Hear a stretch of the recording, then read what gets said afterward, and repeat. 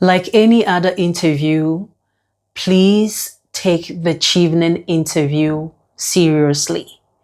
If you've been watching the series, we've been talking about my journey on how I became a Chevening scholar, the interview process, the essays, and now today you have been called for an interview.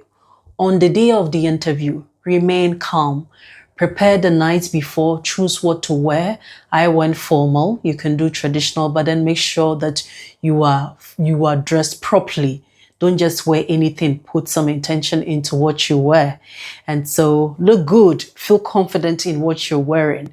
I wore something really lovely and I went for my interview. I went an hour to the time and I waited in the car. And then when it was time, I was asked to sign in and someone came for me from the gate and then was asked to wait outside an interview room. When I entered the room, there were three people and there was another person in the room, but then the panel, there were three. And when I sat down, they asked me if I was okay. I said yes, they gave me water. And then the first question they asked me was, well, they said that welcome to this is your Chevening interview. We'll be asking you questions about your essay. And the first question they asked me was, tell us about yourself. If you watch the previous video, I mentioned that is the first question they will ask you to set the ball rolling. Please practice this question over and over again.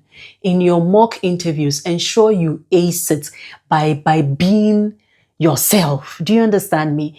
Don't go and fidget. It is okay when you are fumbling. Tell them that you would like to take it again. They are not expecting you to be perfect. If English is not your first language, speak it to the best of your ability. If in your essays you wrote it in a language other than English, it is okay. But at the end of the day, they want to understand that this is your story.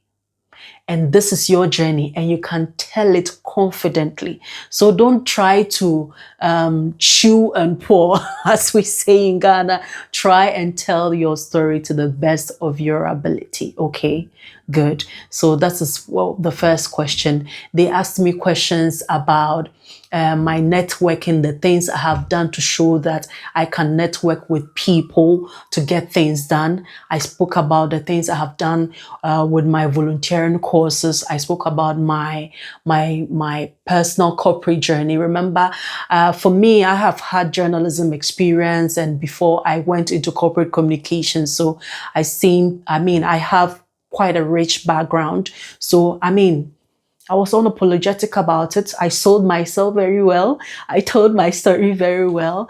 And when they were done, they asked me about my universities. I've not spoken about this. The universities, ideally, you're expected to choose 3 universities, your first choice, second choice, and your third choice. After your interview, they will ask you whether you've gotten an unconditional acceptance. So this unconditional would mean that the university you applied to had already accepted you and you are ready to go to school. If you have, you let them know and they will ask you whether you want to change the order of your universities, whether you want to bring the first choice to the second or vice versa. So you let them know. And then when you are done, they will ask you to ask them any question of your choice. And so I think I asked them 1 or 2 questions, and it was in relation to me coming to Newcastle University. And I spoke about something in Geordie, and Geordie is the accent that is spoken here in Newcastle. The interview ended on a very light note. One thing my lecturers have always told me is that when you're writing an essay or when you are doing an interview, always end with a bang. And so I tried to end the session on my own personal bang. It was beautiful and I loved it. But let me tell you, even the most confident people sometimes get nerves, because at some point I was like, but then I had to calm myself down and answer the questions to the best of my ability. And so if you've been watching this series, I hope that you go and ace your interviews. If you have questions, drop them and I will try and answer them in the subsequent videos. But listen, if you've come this far, it means that you are already on top and on your way to being a Chevening scholar. I wish you all the best in your interviews, and I can't wait to celebrate with you. Thank you for subscribing, and see you another time.